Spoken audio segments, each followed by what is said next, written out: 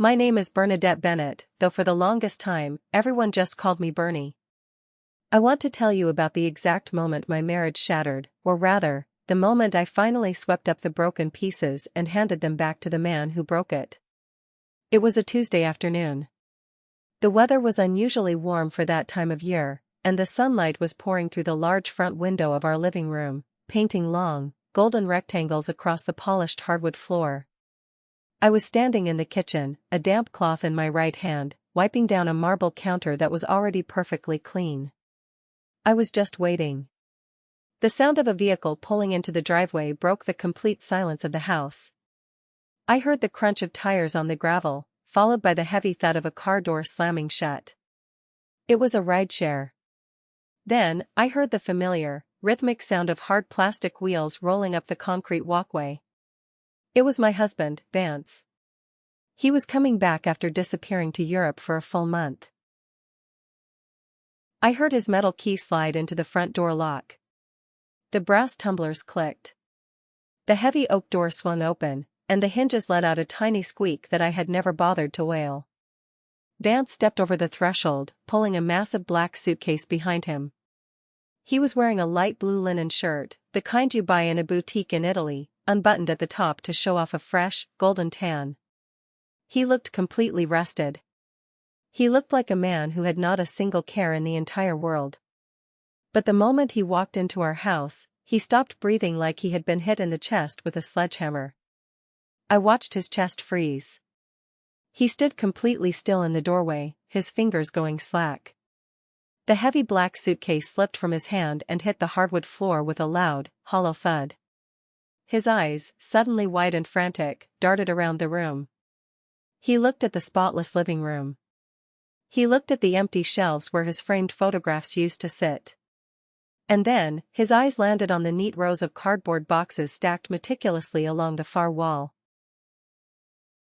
I had spent 3 days packing those boxes. I folded every single one of his expensive sweaters. I packed his college textbooks, his golf shoes, and a heavy folder labeled tax records.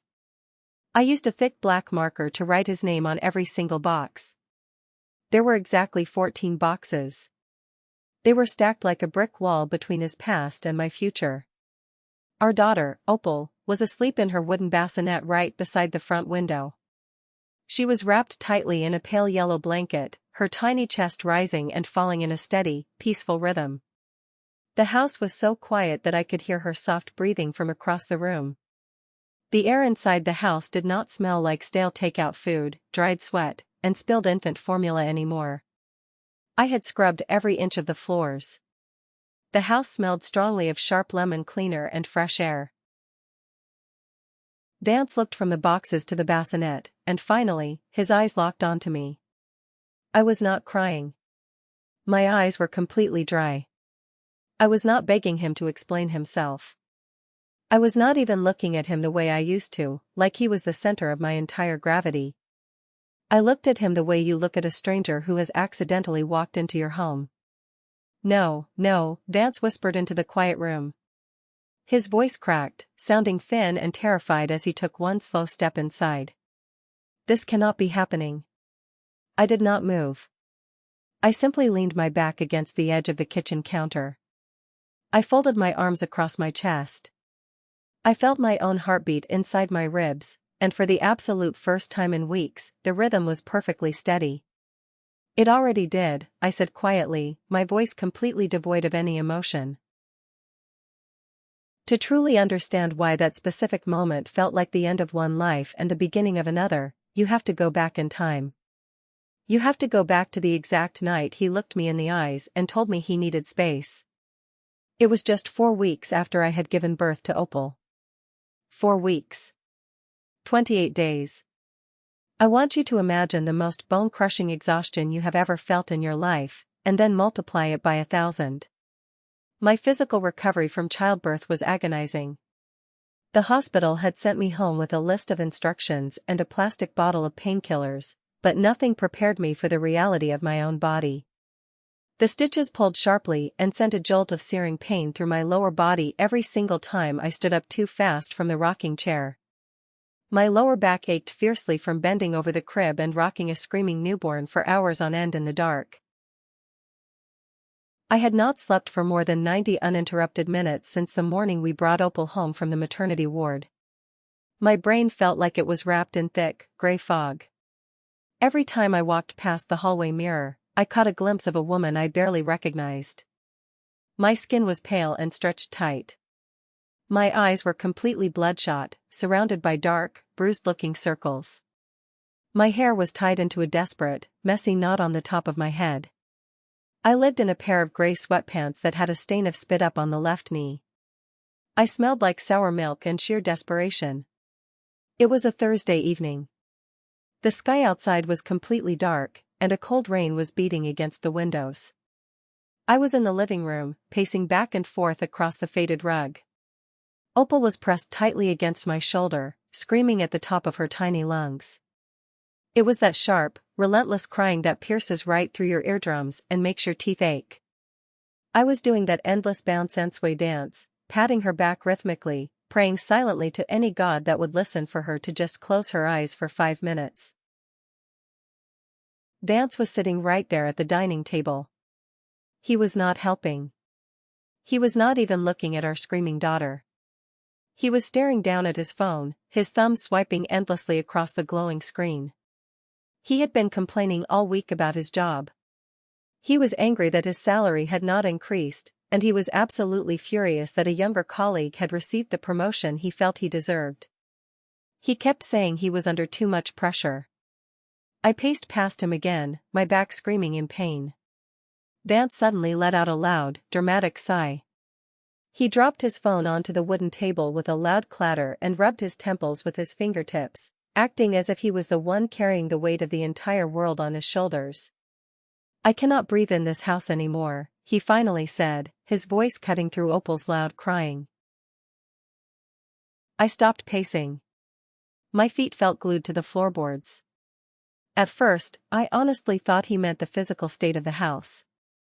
I thought he was talking about the baby crying, or the giant pile of unfolded laundry sitting on the sofa, or the fact that the kitchen sink was full of dirty coffee mugs. I thought he was just venting his frustration after a long day at the office. I was ready to apologize. I was actually opening my mouth to tell him I was sorry for the mess, and that I would try to clean up the living room tomorrow if Opal would just nap. But then, he looked up at me. He had this strange, perfectly calm expression on his face. It was not a look of anger. It was worse. It was the detached, empty look he always used when he had already made a final decision in his head, and there was absolutely no room for any negotiation. "I need a reset," Vance said, staring right into my tired eyes. "The guys are doing a month in Europe. Spain, Italy, maybe Greece. I think I should go." I let out a sound that was half a gasp and half a laugh. I actually laughed out loud because the words sounded so completely absurd that my exhausted brain simply refused to process them as reality. I stood there, holding our crying 1-month-old baby, while my husband casually suggested flying to another continent for 30 days. "You are kidding," I said, my voice shaking slightly. "Right. Tell me you are making a terrible joke." He did not smile. He shook his head slowly, leaning back in his wooden chair. "Bernie, I am losing myself. All we ever talk about is dirty diapers and feeding schedules. You are emotional all the time. You cry every single day. I need to clear my head before I start resenting you and everything else in this house. Plus, the funeral for my uncle last month really made me realize that life is too short to be miserable." The word everything landed exactly like a physical slap across my face. It stung my cheeks. I tightened my hold on Opal as she whimpered against my collarbone. I could feel a sudden, hot flash of panic crawl up the back of my neck. My chest tightened so hard I had to force myself to inhale. "I just had your baby," I whispered. My throat felt incredibly tight. I can barely walk to the bathroom without sharp pain. I have not slept in 4 weeks. I have not even eaten a full, hot meal in days. And you are talking about going on a vacation. It is not a vacation, Vance snapped back instantly. His voice rose, filled with sudden, defensive anger. It is for my mental health. People do this all the time. I wanted to scream at the top of my lungs. I wanted to throw something at him. Not people with fragile newborns, I thought. Not husbands who stood at an altar and promised to be equal partners through good times and bad times. I felt hot tears pooling in my eyes, spilling over my lashes and running down my cheeks. Can you at least wait a few months? I begged him. I hated the sound of my own voice pleading. Or just go for one single week. Your mother could come over and help me. We could figure something out.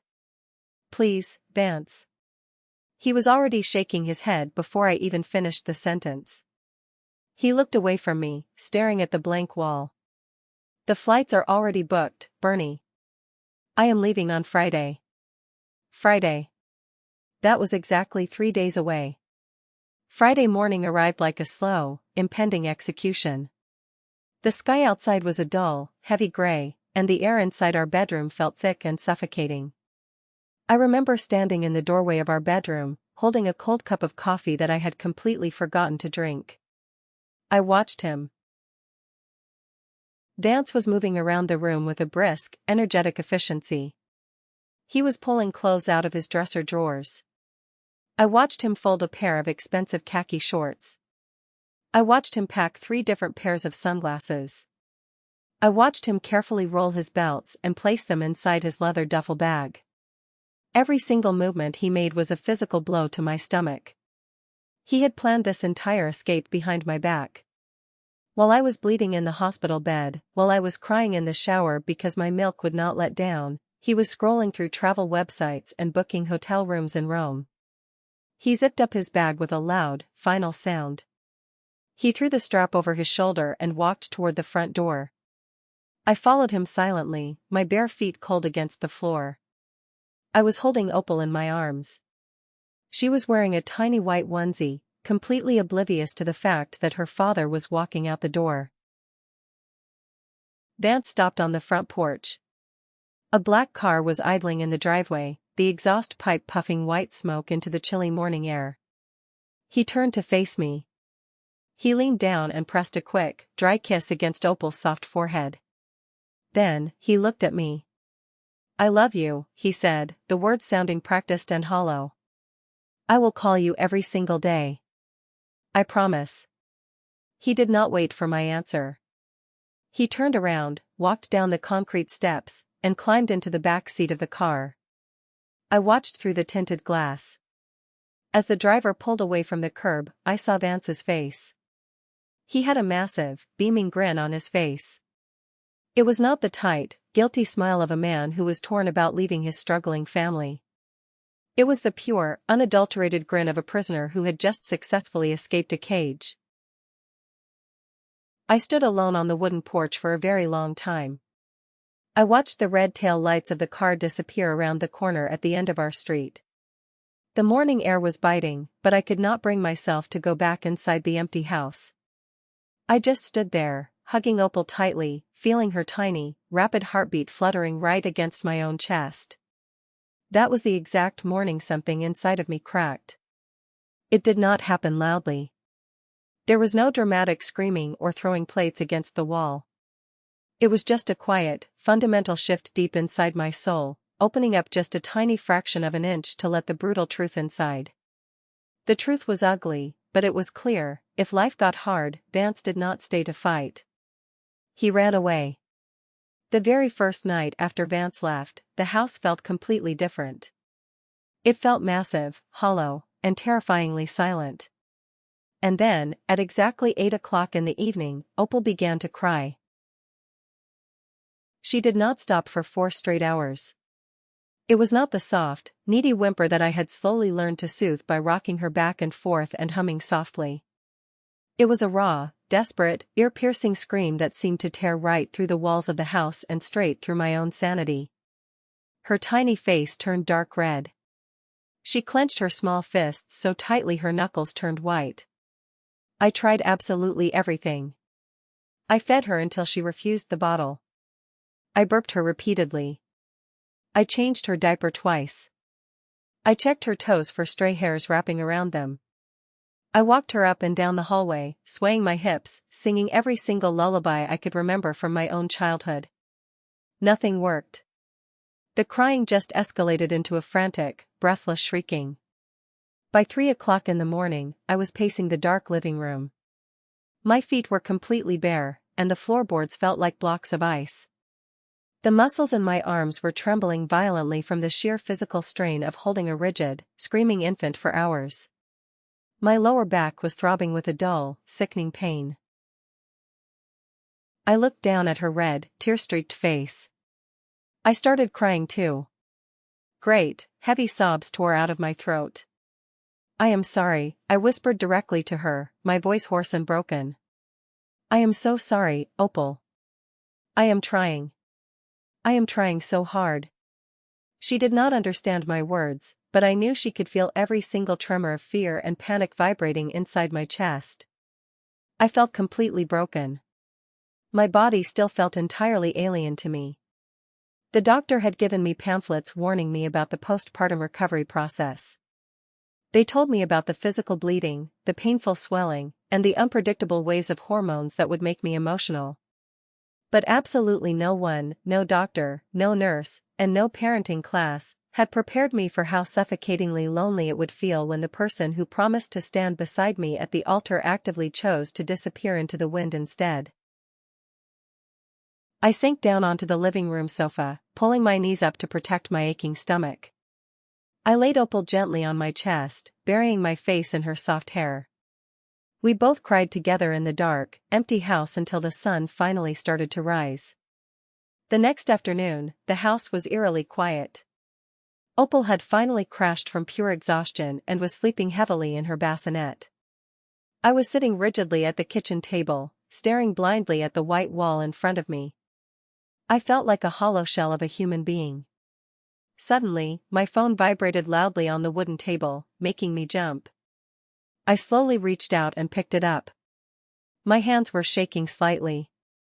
It was a text message from Vance. I unlocked the screen. The brightness of the display hurt my tired eyes.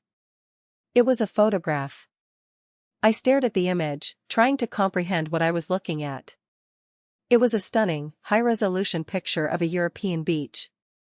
The water was a brilliant, crystal-clear turquoise blue.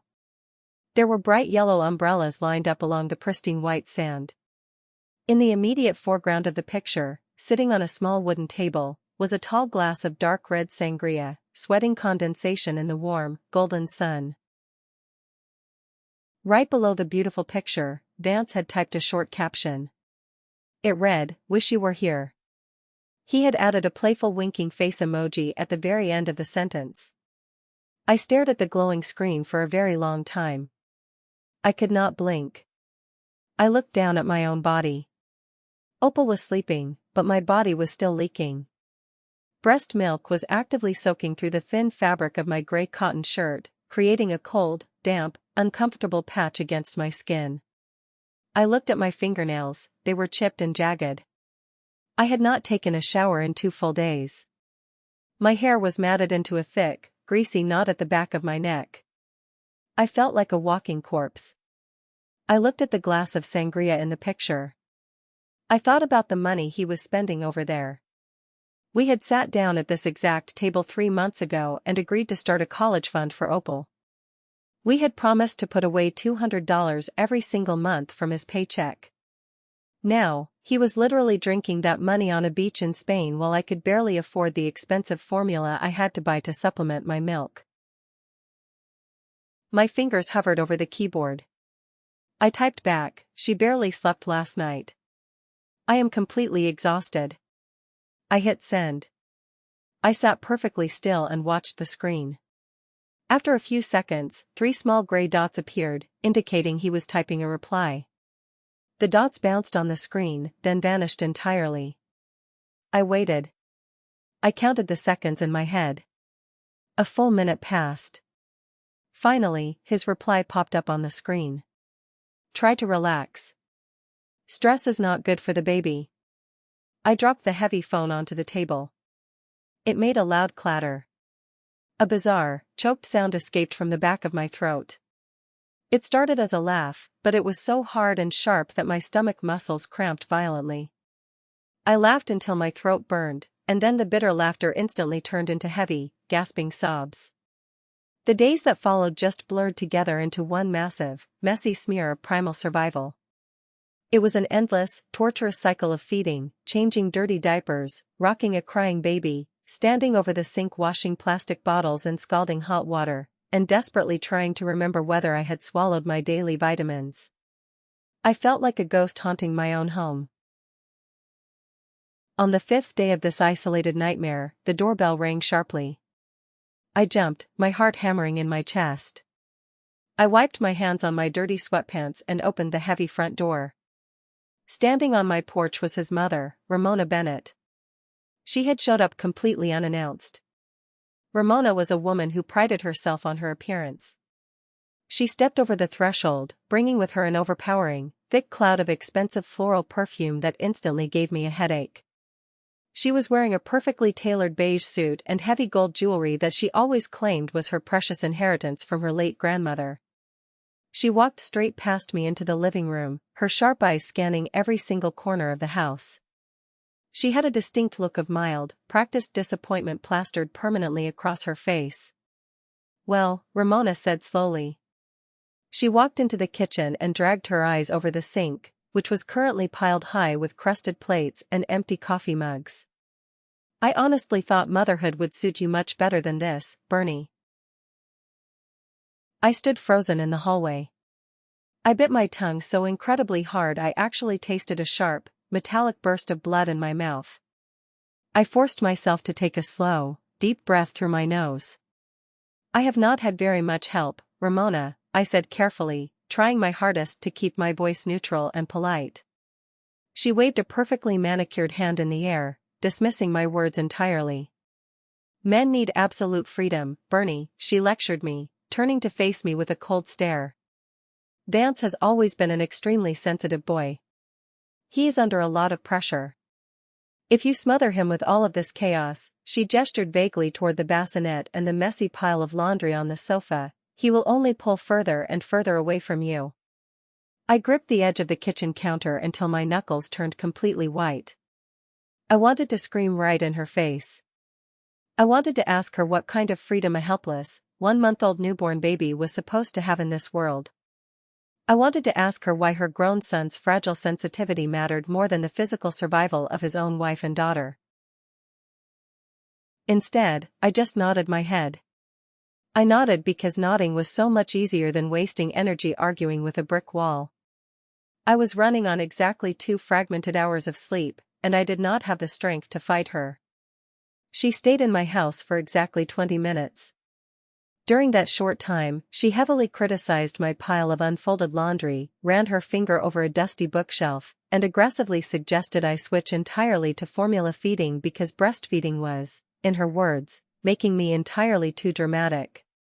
Then, she picked up her heavy designer purse, gave Opal a brief pat on the head, and walked out the front door, tossing a hollow, meaningless promise over her shoulder to check in again next week. I stood alone in the doorway long after her expensive luxury car drove off down the street. I bundled Opal tightly against my chest. As I stared out at the empty road, I felt a cold, dark resentment settling deep into my bones. Something soft and vulnerable inside of me hardened into solid stone that afternoon. That same evening, I was so mentally disoriented and physically drained that my brain completely stopped functioning. After I finally wrestled Opal into her pajamas, I walked out to the front porch to grab the mail, and I completely forgot to lock the wooden front gate behind me. The sky was turning a dark, bruised purple as the sun finally went down behind the trees. The neighborhood was quiet, just the sound of distant crickets and the occasional car passing by. I sat down heavily on the cold concrete steps of the porch. I hugged my knees tightly against my chest. I felt a massive wave of absolute despair wash over me. I tried desperately to breathe through another overwhelming crying spell, but I could not stop the tears. I was shaking uncontrollably in the cool evening air. I felt entirely invisible. I felt like I could physically vanish into thin air right there on the porch, and absolutely no one in the entire world would even notice I was gone. The dark, empty house standing behind me felt like a massive, physical burden pressing heavily down on my shoulders. I was failing. I was failing my beautiful daughter, and I was failing myself. I buried my face in my hands and let out a loud, pathetic sob. Suddenly, a soft, raspy voice broke through the quiet evening air, startling me. "Honey, you look like you are about to tip right over." I gasped, quickly wiping my wet, swollen face with the back of my sleeve, and looked up. Standing on the sidewalk, peering over the small fence, was Mrs. Althea Carter. She lived in the house right next door. Althea was a retired hospital nurse in her late 70s. She always wore practical white sneakers, sensible slacks, and carried herself with the brisk, no-nonsense energy of someone who still had very important places to be. I had only ever spoken to her briefly across the fence a few times since we moved into the neighborhood. Before I could even open my mouth to protest, or to put up a fake smile and pretend I was perfectly fine, Althea pushed open the unlocked gate. She stepped onto my porch and reached down. With a practiced, incredibly confident gentleness, she took Opal directly from my trembling arms. Opal, who usually fussed with strangers, instantly quieted down against Althea's warm chest.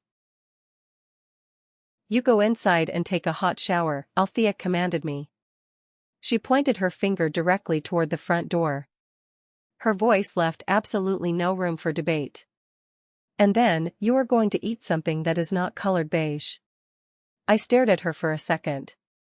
I was so tired I could not even formulate a sentence. I just nodded my head and obeyed her. I walked into the house, moving slowly like a sleepwalker. It truly felt like she had just handed a drowning woman a large tank of pure oxygen. I walked into the bathroom and turned the shower handle as hot as it would go. I stood under the scalding water until my skin turned a bright pink color. I closed my eyes and let the thick steam loosen the incredibly tight, painful knots in my neck and shoulders.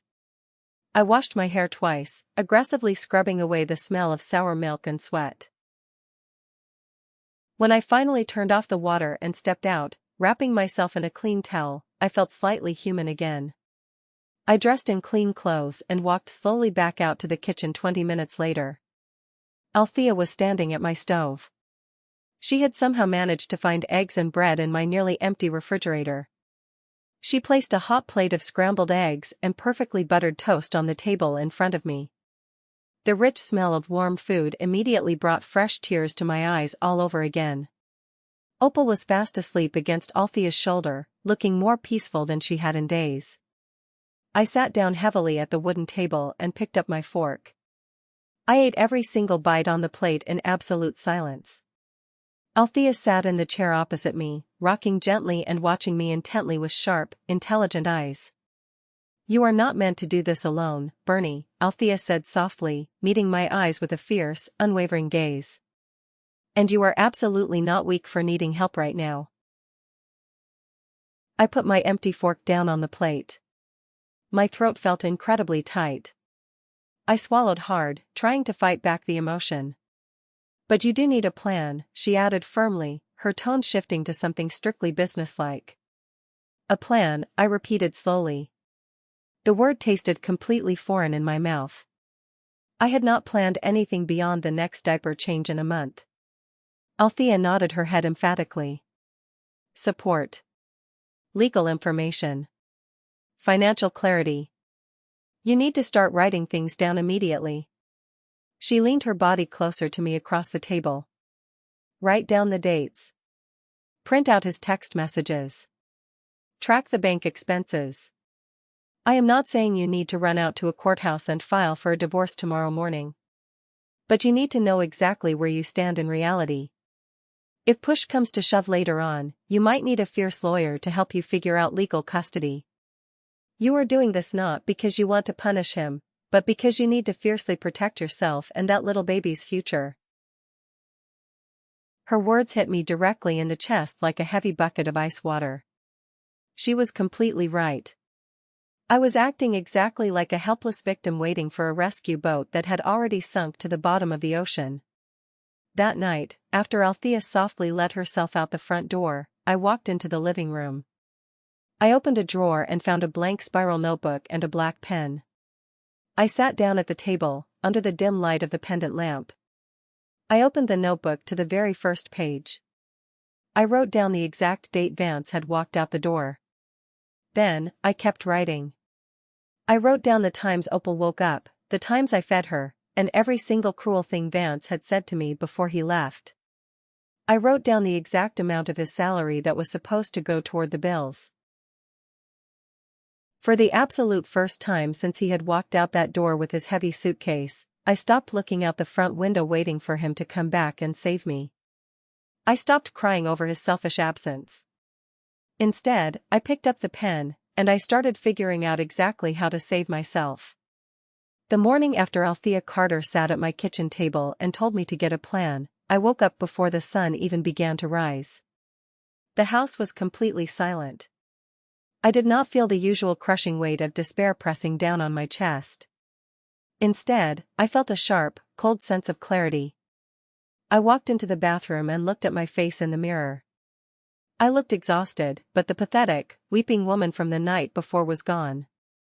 I walked back into the living room and picked up my cellular phone. For a full week, I had been sending Vance long, rambling messages in the middle of the night. I had sent him detailed updates about Opal, about my physical pain, about how terrified I felt. I had told myself I was just keeping him informed about his daughter. The brutal truth was that I was still desperately trying to make him care about us. On this 8th day of his European vacation, I sat down on the sofa and reread our entire text message thread from start to finish. I stared at the vibrant photographs of tapas plates. I looked at a blurry shot of Vance laughing loudly with his old college friends. I looked at a brightly lit selfie he had taken from a luxurious rooftop bar, with the caption reading that he desperately needed this break. And then, I scrolled down and read my own text messages. They were massive paragraphs of pure pleading, cleverly disguised as casual conversation. Something deep inside my chest went completely quiet. I did not delete the messages. Instead, I decided to preserve them. Mrs. Althea Carter had offered to drive me to the public library downtown that morning so I could use the commercial printer and visit the free legal resource desk on the second floor. She pulled her practical silver sedan into my driveway exactly at 9 o'clock. I buckled Opal into her car seat in the back, and I climbed into the passenger side. We drove in complete silence, the tires humming against the wet asphalt. When we walked through the heavy glass doors of the library, the smell of old paper and floor wax hit my nose. Althea held Opal securely against her shoulder while I sat down at a public computer terminal. I logged into my account and began feeding wrinkled sheets of printer paper into the plastic tray. The machine hummed and clicked. With every single page that printed, my hand stopped shaking a little bit more. Althea stood behind me, gently swaying back and forth to keep the baby asleep. She looked over my shoulder at the towering stack of paper. She told me I was not being dramatic. She told me I was being prepared. The word prepared felt strange on my tongue, like trying on a heavy winter coat I had never thought would fit my body. That exact same afternoon, I scheduled a formal consultation with a family lawyer located in a tall glass building downtown. Her name was Nadine. I was not filing for a divorce. Not yet. I just desperately needed to understand what my reality would look like if Vance decided that his version of marriage, where he could simply step out the front door whenever life became too difficult, was the only version he was capable of offering. I walked into the waiting room. It was painfully quiet, filled with beige leather chairs and old magazines. My palms were sweating. When the receptionist finally called my name, I stood up on legs that felt like lead. Nadine was a remarkably calm woman with sharp gray eyes and a tailored navy suit. She did not judge me when I sat across from her massive mahogany desk and told her my story. She did not offer me pity. Instead, she asked me incredibly practical questions. She asked whose name was on the deed to the house. I told her both of our names were on the deed. She asked about the primary savings account. I told her the money was mostly his, accumulated from his salary over the years, though I had contributed before Opal was born. She asked if he had received any recent inheritance that might complicate the assets. I shook my head no. Then, she asked if he had contributed to child care, either physically or financially, since the birth. I shook my head again. Nadine nodded slowly and slid a yellow legal pad toward me across the polished wood. She told me to start documenting absolutely everything. She told me to write down his travel dates, his daily expenses, and any written communication where he actively acknowledged leaving me alone during the most vulnerable postpartum period. She looked me directly in the eyes and told me this was not about seeking petty revenge against my husband. She said it was entirely about securing leverage and ensuring my physical and financial safety. If it ever came down to a battle over custody, I needed undeniable proof of his abandonment. Leverage. It was another new, heavy word to add to my growing vocabulary. I walked out of her office feeling like I had finally put on a suit of armor. That night, after Opal finally drifted into a deep sleep, I sat at the kitchen table and opened my laptop. I pulled up our joint banking application on the glowing screen. I took a deep breath and clicked on the transaction history. I felt my stomach drop straight to the hardwood floor. In just 2 short weeks, Vance had spent exactly $9,500. I stared at the numbers, unable to comprehend the sheer scale of his selfishness. There were charges for 5-star boutique hotels in Madrid. There were massive bills from high-end steak restaurants and exclusive beach clubs in Italy. He was spending money like water. He had not even noticed the thick stack of medical hospital bills that were still sitting completely unpaid in our metal mailbox by the front door. More importantly, he was draining the exact account we had specifically designated to eventually become Opal's future college fund. My hands did not tremble this time. The sadness was completely gone, replaced by a cold, calculated fury. I clicked on the transfer button. I moved a very large sum of money directly into a brand new, separate household account that I had opened that afternoon in my name only. I transferred exactly enough money to comfortably cover the mortgage, the groceries, the diapers, the outstanding medical bills, and a solid emergency cushion for the next 6 months. I did not try to hide what I was doing. I left a very clear, highly detailed digital note attached to the bank transfer, explicitly explaining the movement of the funds. I wrote that the money was secured for household and childcare necessities. I was not hiding money. I was not stealing money. I was actively protecting my child from a man who was using her future to fund his midlife crisis. I closed the laptop. The house was dark, but I felt completely wide awake. Over the next several days, I began rearranging much more than just our financial situation. I started methodically rearranging my entire daily existence. I created a strict, predictable feeding schedule for Opal that finally gave me 2 solid windows of rest during the day. I stopped waiting for Vance to call me. I joined an online postpartum support group filled with incredible, resilient women.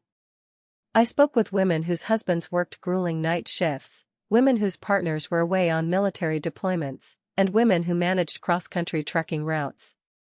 They were women who intimately understood the concept of endurance without ever trying to glamorize it. I started taking Opal on long, slow walks around the neighborhood block. I pushed the stroller over the cracked sidewalks, feeling the warm afternoon sun on my face. It felt like a gentle reminder that the entire world still existed out there, far beyond the suffocating 4 walls of our living room. One quiet Thursday afternoon, I stood right in the middle of our master bedroom. I found myself staring blankly at the framed photograph sitting on the nightstand next to Vance's side of the bed. There was a picture from our wedding day, capturing a moment when we were cutting the cake. There was a snapshot from a tropical beach vacation we took 3 years ago. There was a photo of him grinning widely beside a barbecue grill, celebrating a promotion he had received at his old firm. I walked over to the nightstand. I picked up the silver frames, one by one. I wiped the dust off the glass. Then, I placed them gently into a cardboard box. I did not do it out of a dramatic fit of rage. I did it out of sheer, undeniable clarity. I realized I could no longer fall asleep in that bed beside a carefully curated, heavily edited version of a man. The photographs represented a fantasy. The reality was a man who had conclusively proven he would eagerly abandon his family the exact second reality became slightly inconvenient for him. I did not throw the expensive silver frames into the garbage can. I was not trying to permanently erase our shared history. I was simply removing the illusions from my daily view. I was actively making physical space for the cold, hard truth. By the time Vance finally sent me a text message announcing his grand return, I was fully prepared. His message popped up on a Tuesday morning. It said he had booked his return flight home. He wrote that he absolutely could not wait to reset our lives and start fresh. I read the message while I was drinking a hot cup of black coffee. I did not reply. I did not feel a sudden spike of anxiety. I did not feel the familiar, sickening knot of panic twisting in my stomach.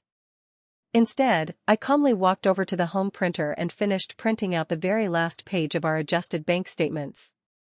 I took all of the documents I had gathered over the past month. I walked into the dining room. I set the papers down neatly in the exact center of the large oak dining table. For the absolute first time since the morning he had walked out of the front door with his suitcase, I was no longer afraid of his return. I was not dreading it. I was entirely, completely ready for it. I had built a fortress around myself, and he was about to walk right into the wall. Vance chose a sunny Tuesday afternoon to finally come back home. It was not a chaotic weekend. It was not a dark evening when the dim lighting of the house might be soft and forgiving. It was a bright, ordinary Tuesday afternoon when the golden sunlight spilled aggressively across the polished hardwood floors, illuminating every single microscopic detail in the room so it could be seen with absolute clarity. I heard the heavy door of his rideshare vehicle slam shut outside before his metal key even turned in the front door lock. Opal was fast asleep in her wooden bassinet right beside the front window. Her tiny pink fists were curled up tight like little seashells resting on her chest. The kitchen dishwasher was humming softly in the background. A large pot of vegetable soup was simmering quietly on the stove, filling the air with the smell of rosemary and garlic. For the very first time since she had been born, the entire house felt deeply stable and completely under my control. When the heavy front door finally opened, Vance stepped inside the house. He was sporting a golden tan that he absolutely had not earned through hard work, and he was wearing a massive, confident smile. That smile died the exact second his eyes scanned the room. His heavy black suitcase hit the floor with a loud thud. He stared at the 14 cardboard boxes lined up perfectly against the wall, every single one clearly labeled in my handwriting. He saw the boxes marking his winter clothes, his college books, and his tax records. Then, he slowly turned his head and looked at the dining table. Arranged in the center of the wood were 3 impeccably neat stacks of paper, held down firmly by a heavy ceramic bowl. There were calendar pages marked with bright red circles indicating every single day he had been gone. There were high-quality printed screenshots of his casual text messages and his beach photographs. There were bank statements with his extravagant vacation charges violently highlighted in neon yellow marker. And sitting right beside that was a formally typed letter from Nadine's law office, clearly outlining standard financial obligations. It was not officially filed with the court, but it was sitting there, looking very real and very threatening. Sitting on the very top of everything was a single, handwritten page. I watched him walk over to the table. He picked up my handwritten letter with fingers that suddenly did not seem so steady anymore. He cleared his throat. "You left me at my absolute weakest," he read the words aloud, his voice barely above a harsh whisper. "And because of that, I finally learned exactly how strong I had to become without you." His breath caught audibly in his throat. "No, no," he whispered, shaking his head rapidly back and forth like he could physically dislodge the meaning of the words from his brain. "This is not fair, Bernie. This is not fair at all. I explicitly told you I needed some space. I truly thought you understood what I was going through." I leaned my back against the edge of the kitchen counter. I folded my arms tightly across my chest. I stared at him with eyes that felt like blocks of ice. I understood perfectly, I said, my voice completely level. You needed your personal freedom far more than you needed your wife or your daughter. He flinched physically, stepping back from the table as if I had struck him. He opened his mouth to argue, but no words came out. He looked at the paperwork again. You went and talked to a lawyer? He asked, his voice rising in sudden panic. I talked to information, I corrected him immediately. There is a very large difference. If you have made it this far into my story, please do me a massive favor, like the video and comment number 1 down below. It lets me know exactly how awesome you are and shows that you are right here with me on this journey. Your continued support is a massive encouragement and truly motivates me to share my truth. Drop that one so I can properly recognize you in the comments, and now, let us get back to my story. Vance sank heavily into one of the dining chairs. It looked exactly like his legs had completely forgotten how to perform their basic job of holding his body upright. He stared at the terrifying letter from Nadine's office. You are not actually going to take Opal away from me, are you? He asked. It sounded far more like a desperate plea than an actual question. I am not taking anything away from you, I said quietly, pushing myself away from the counter and walking a few steps closer to the table. I am simply setting firm boundaries. That is something our marriage apparently never had in the first place. His mouth opened, then closed again. For the very first time since the day I had met him at a coffee shop 5 years ago, Vance Bennett looked incredibly small. I do not mean physically small. I mean emotionally microscopic. The slick, carefully protected version of himself, the charming guy who could always talk his way out of taking responsibility for his actions, had absolutely nowhere left to hide in this brightly lit room. I honestly thought if I just got one last month entirely to myself, I would come back ready to be a father, he admitted, staring down at his trembling hands resting on his knees. I did not think you would change so much while I was gone. I did not think I would survive, I said, my voice dropping to a harsh whisper. But here we are. Across the room, Opal stirred in her bassinet. A soft, tiny whimper escaped her lips. Instinctively, without even thinking about it, I stepped forward toward the window. Vance did the exact same thing. We both froze, standing only inches apart. May I? He asked, his voice cracking as he nodded his head toward the small wooden bed. I hesitated for a long second. I looked at his face. I looked at the genuine fear in his eyes. Then, I slowly stepped back and gave him the space. He reached down and lifted his daughter out of the blankets. He held her incredibly awkwardly, like he was trying to hold both desperate hope and crushing guilt at the exact same time. Heavy tears began to slide rapidly down his tanned cheeks before he could even attempt to stop them. I was a coward, he whispered directly into her soft hair, his voice breaking into a sob. I arrogantly thought I could just hit the pause button on fatherhood. I thought I could pause being a husband. I did not realize what that would actually cost me. I did not offer him an answer. I did not comfort him. I stood in silence because his apologies were only the very beginning of a much longer road. Vance did not sleep at all that first night back in the house. I lay awake in the dark bedroom, listening to the sounds of him moving around the living room long after Opal and I had gone to bed. I heard him opening drawers and carefully closing them again. I heard him pacing softly back and forth across the rug, stepping lightly like he was terrified the house itself might reject his presence if he made too much noise. At exactly 3 o'clock in the morning, Opal began to cry. It was not a loud, screaming cry. It was just a restless, searching sound in the dark. For an entire month, that specific sound had meant my exhausted body would jolt awake in a panic before my conscious mind could even catch up. But this time, I forced myself to stay completely still under the warm blankets. I squeezed my eyes shut. I waited. Through the thin drywall separating the bedroom from the nursery, I heard Vance's heavy footsteps moving quickly across the floorboards. I heard a brief pause, followed by the familiar creak of the wooden bassinet. His voice came next through the wall. It was low, raspy, and filled with uncertainty. "Hey, little girl," I heard him whisper softly. "It is okay. Daddy is right here." There was the sound of nervous fumbling. I heard the loud zipper of the diaper bag being pulled open. I heard the muted, familiar clink of a glass bottle being warmed up in the kitchen sink. Opal's crying slowly softened, eventually turning into rhythmic, contented drinking sounds. Hot tears slid silently out of the corners of my eyes and pooled in my ears as I lay there staring up at the dark ceiling.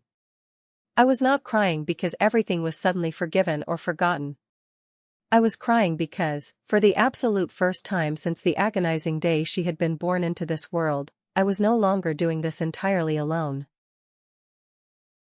The very next morning, the sun was shining brightly again. We sat directly across from each other at the large dining table. This table had become our absolute battlefield over the past 24 hours. "I know perfectly well that simply saying I am sorry is not even remotely enough," Vance said. His eyes were completely red and swollen from crying. His posture was completely stripped of its usual arrogant confidence. He looked defeated. "I do not even know where to start fixing what I broke." "You do not fix it," I replied calmly, looking him straight in the eyes. "You slowly rebuild it from the ground up, and you only do that if you are completely willing to put in the grueling work." He nodded his head immediately, eagerly, like a starving man who had been desperately waiting for specific instructions on how to survive. "There will be absolutely no more disappearing acts," I continued, stating my terms clearly. "We are going to individual therapy. We are going to couples counseling. I demand full transparency with all of the money going forward. You are going to share the night shifts with Opal equally. And your mother, Ramona, no longer gets to dictate or decide what our marriage looks like." He swallowed hard, his Adam's apple bobbing in his throat. "Okay," he said firmly. "All of it. I will do absolutely all of it." I sat back in my chair and watched him very carefully. I was actively searching his face for his old, familiar defensiveness. I was waiting for him to use his easy charm to try and smooth over the severe consequences of his actions. But it was not there. In the long, difficult weeks that immediately followed that morning, Vance actually started doing the exact things I had once begged him to do. He did not make any more grand, dramatic speeches. He just showed up with quiet, daily consistency. He learned exactly how to hold Opal so she would settle down faster. He memorized every single detail of her feeding schedule.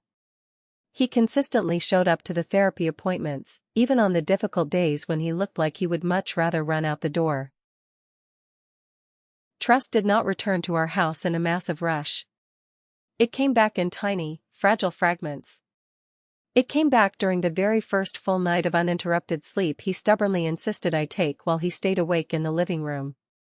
It came back in the subtle way he stopped aimlessly scrolling through his cellular phone during dinner and actually looked at me and listened to my words. It came back the powerful moment he stood in our kitchen and told his mother, firmly but respectfully, that our parenting decisions were no longer open for her unsolicited commentary. Real change is incredibly unglamorous. It looks exactly like daily repetition, deep humility, and actively choosing responsibility on the exhausting days when absolutely no one is watching you. One quiet night, as we stood side by side looking over Opal's crib, Vance slowly reached out for my hand. I did not pull away from him. I held his hand, not because the painful past had magically disappeared, but because the future finally felt like something we might actually build together, instead of a nightmare I had to survive all by myself. Love is not ever proven by exactly how much agonizing pain you can endure for someone else. It is proven by how honestly you can face the brutal truth, and what you are actually willing to change about yourself once you finally see it.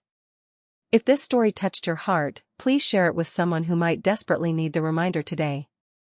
And if you truly believe in second chances that are built on real, unyielding accountability, consider subscribing and staying with us for more stories that honor female strength, personal dignity, and lasting hope. Thank you so much for listening.